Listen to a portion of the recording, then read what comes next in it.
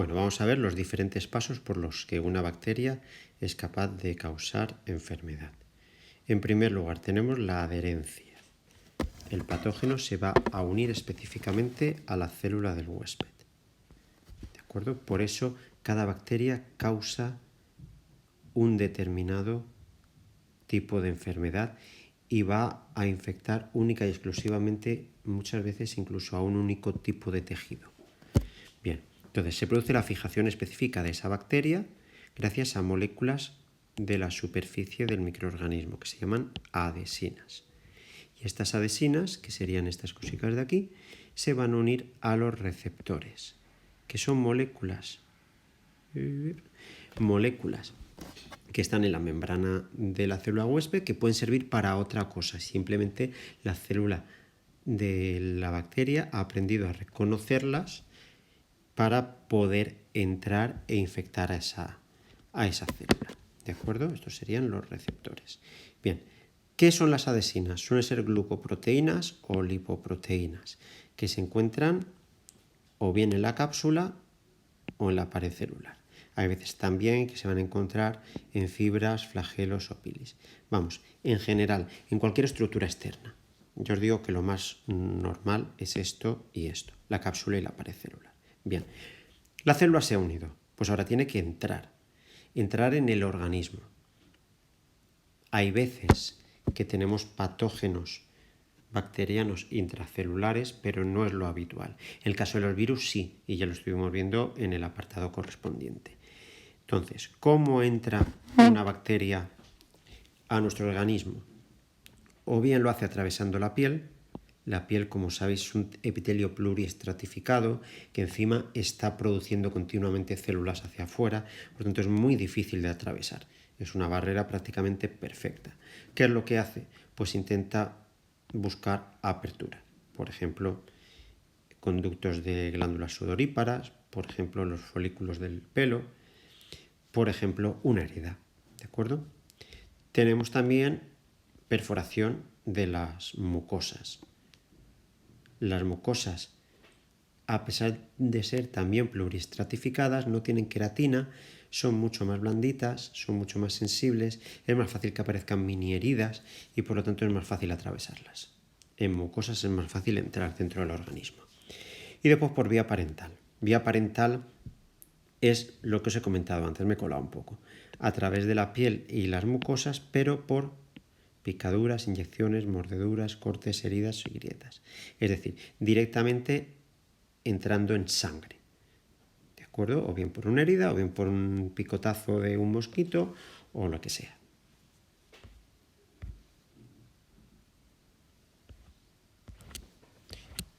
Vale, ya empezamos. Bien. Colonización y crecimiento de la bacteria. Vamos a sacarlo todo. Bien. El patógeno encuentra en el interior del huésped condiciones óptimas de crecimiento y comienza a multiplicarse. ¿Vale? El patógeno va a entrar, perfecto, 37 grados, alimento, genial, pues a multiplicarse. Ahora, el sistema inmunológico no se va a quedar quieto. El patógeno va a necesitar estrategias para protegerse del huésped. ¿Qué estrategias puede presentar? Pues bien, ya dijimos que la cápsula. La cápsula impide la fagocitosis. ¿Por qué?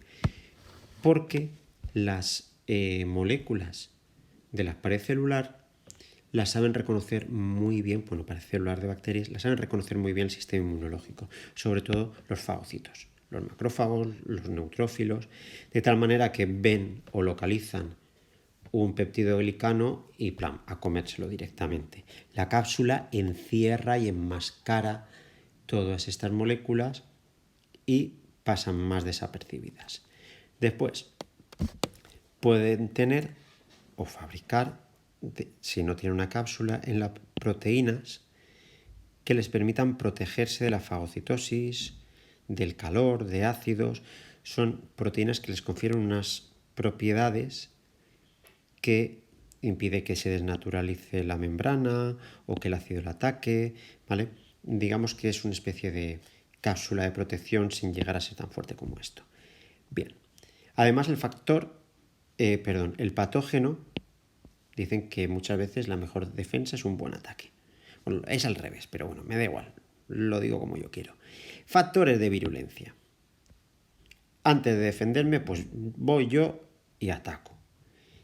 ¿Para qué sirve? Primero, resistir los ataques del huésped. Todos estos factores de virulencia, todas estas sustancias le van a permitir resistir, pero también van a provocar daño. ¿De acuerdo?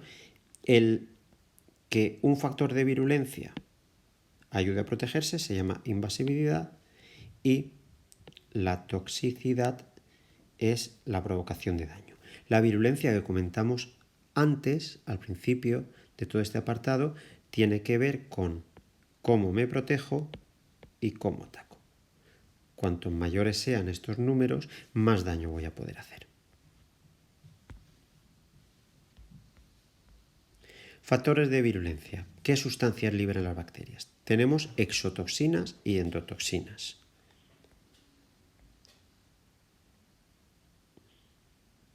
Aquí están las endotoxinas. Vamos a sacarlas todas. Exotoxinas son simplemente proteínas liberadas por muchas bacterias gram positivas.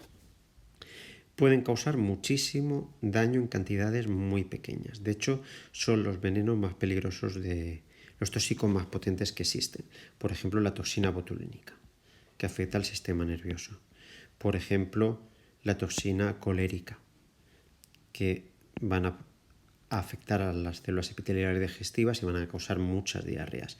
Y después la toxina diftérica, que tiene un efecto a nivel de evitar la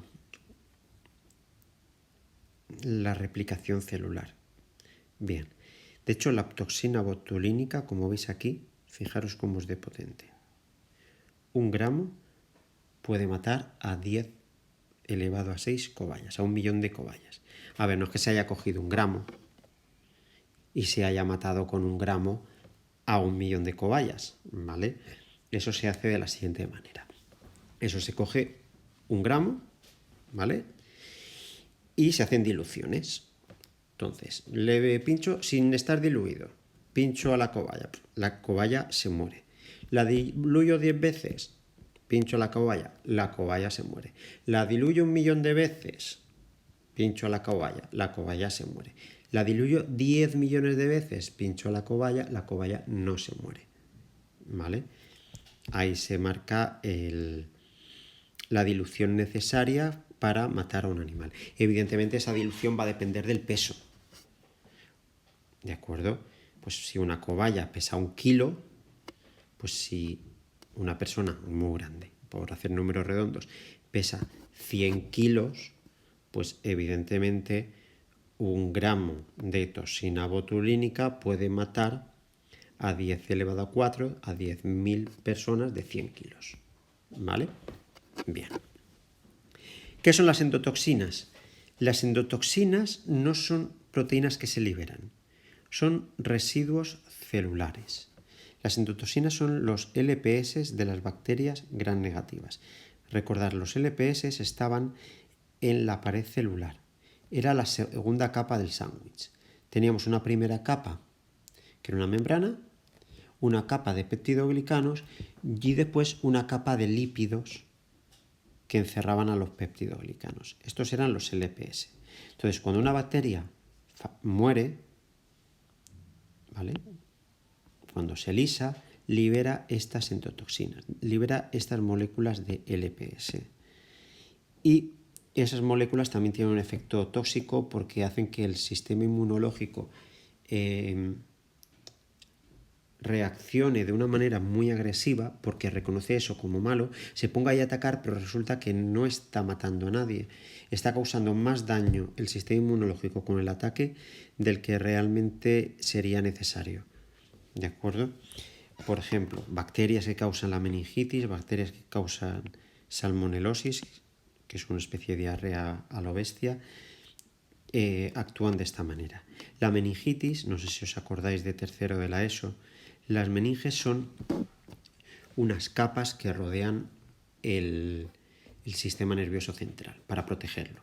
Dentro de esa bolsa Dentro de esas capas hay un líquido cefalorraquídeo, en el que se encuentra flotando, por así decirlo, el cerebro, ¿vale?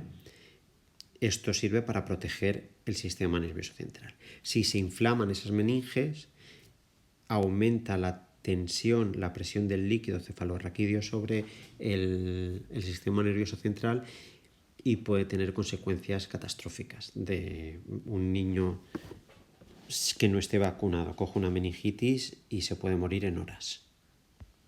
Bien, factores de virulencia. Producción de enzimas extracelulares. Tenemos enzimas que, como la hialuronidasa, que lo que hace es mejorar la penetración de la bacteria, porque hidroliza el ácido hialurónico, que es una de las fibras que tenemos en los tejidos conjuntivos. Claro, destruye esas fibras y creas agujeritos por los que meterte. Disminuye la cohesión entre las células de tejidos conjuntivos y tú te puedes meter mejor. Después tenemos coagulasa. Forman un coágulo alrededor de las bacterias, protegiéndolas del sistema inmune. Si se forma un coágulo, el sistema inmunológico no puede llegar a ellas, ¿vale? Después tenemos la lecitinasa. Hidroliza lípidos de membrana, haciendo que la célula explote. Sideróforos. No son enzimas, son sustancias químicas que se dice que son quelantes, secuestran iones. Por ejemplo, pueden secuestrar, en el caso de los sideróforos, secuestran hierro. El hierro es un bioelemento que necesitan las células para muchos procesos, por ejemplo, como coenzimas de enzimas. Claro, coenzimas de enzimas. Madre mía, cómo estoy hoy. Bueno, en la hemoglobina también. Al no haber hierro, esas enzimas no van a poder funcionar bien y la célula empieza a funcionar mal, de tal manera que coge daños. Y esto ya para el próximo vídeo.